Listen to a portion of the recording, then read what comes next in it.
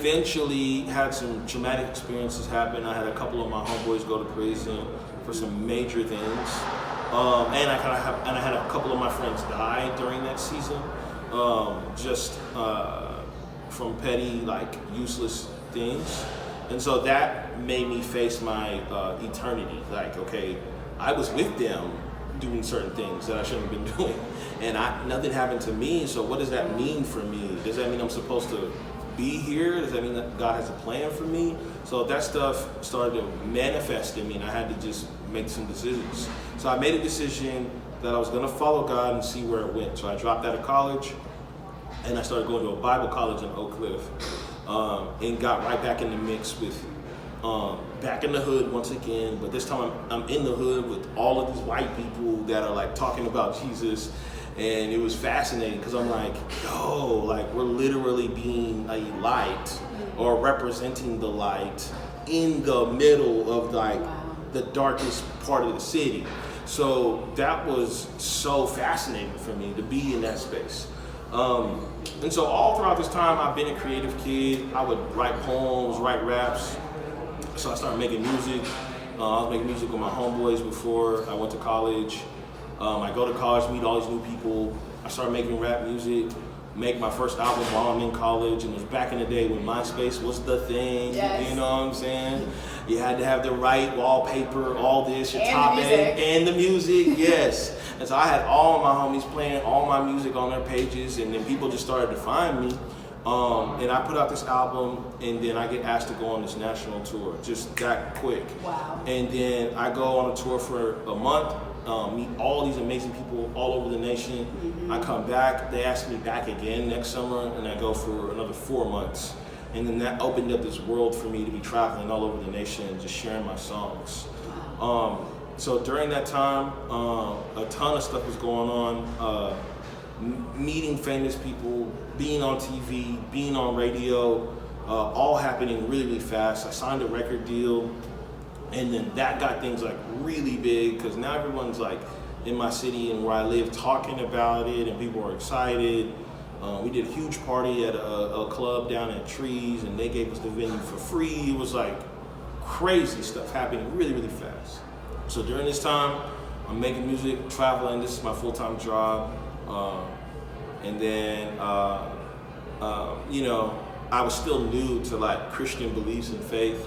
I was still new to like discipling and being discipled and having people work with me. I didn't really have that. It was like, whoa, you're young and you make music, let's just get you in front of everyone. And it was like, whoa, that was scary for me. And I was making a lot of bad decisions. I was still like, you know, smoking, I was still drinking a little bit, I was still not doing the things. One thing at a time. Yeah, I was like not where I needed to be at all. And so I ended up getting my girlfriend at the time, but she's my wife now. We got pregnant. And then a lot of people were like freaking out because they were like, "Isn't he a Christian? He's over here sleeping with girls." And I was like, man, I didn't know. I was like, I thought everybody did this. And so I love that about you. and I was like, man, I didn't know. And so then at that point, there were people that stepped up and said, hey, I want to walk with you and disciple you and help you understand more about God. I knew that he was real. I had an appreciation for him, and I prayed, but that was about as far as it went. So around that time, I had some people come in my life, mentor me. I started getting focused on getting married, preparing to do that. I was still traveling, doing music, was on television, hosting TV shows, being in commercials, all that was happening. Then I rap at a church, and this pastor says, hey, I think you could be a pastor someday. And I'm like, maybe. And I kind of like shrugged it off and moved on. And then he came back and was like, no, we want to hire you. And I was like, I'm not sure how to do that. I've only made music all my life. I've never worked for anyone. I don't even know where to begin. And so they spent about 6-7 months kind of talking me through it, coaching me through what it would look like. And so then I took a job as a pastor in Plano and started there for a year. Mallory and I, we were breaking up, getting back together, breaking up, getting back together. It was just like a whirlwind of craziness. And then we eventually said, no, we're gonna be together. We're gonna quit playing. We're gonna make it work. So we get married.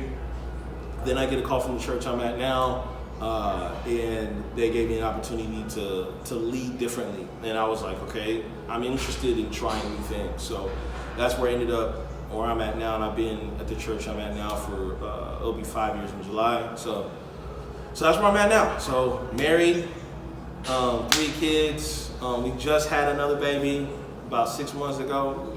And so she's great. So I got 2 daughters and a son. I still travel and do music. I still host TV shows. I'm still in commercials. But now I'm pastoring people too. So that's everything in a nutshell. Cool. Yeah.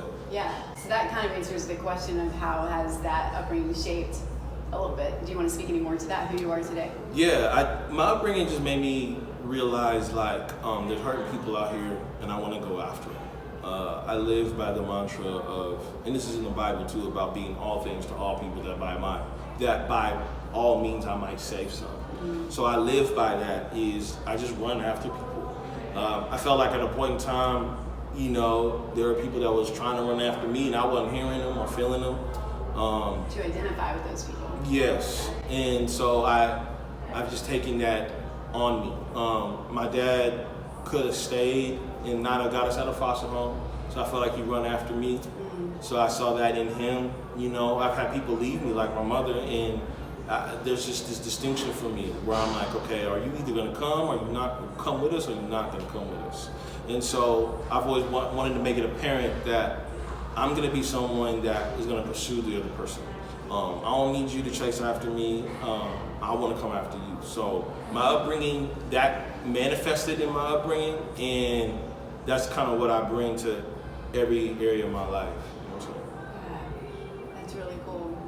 And I love that you see your story and your background the way you do, because some could still, if they wanted to, have that exact same story and use the part, where they were in foster care and just stay there, and kind of forget the rest. Yeah.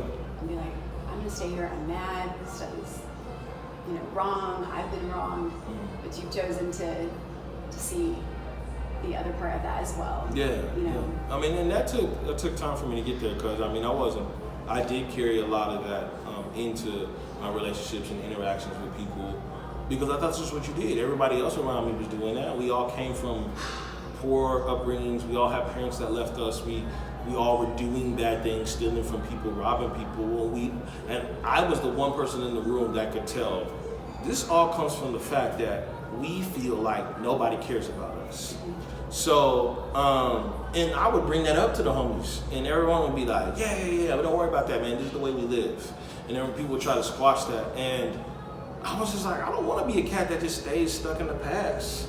I looked at my life and I heard an OG tell me a long time ago that a lot of people talk about how life is short, but life is actually really long. There's a lot to live.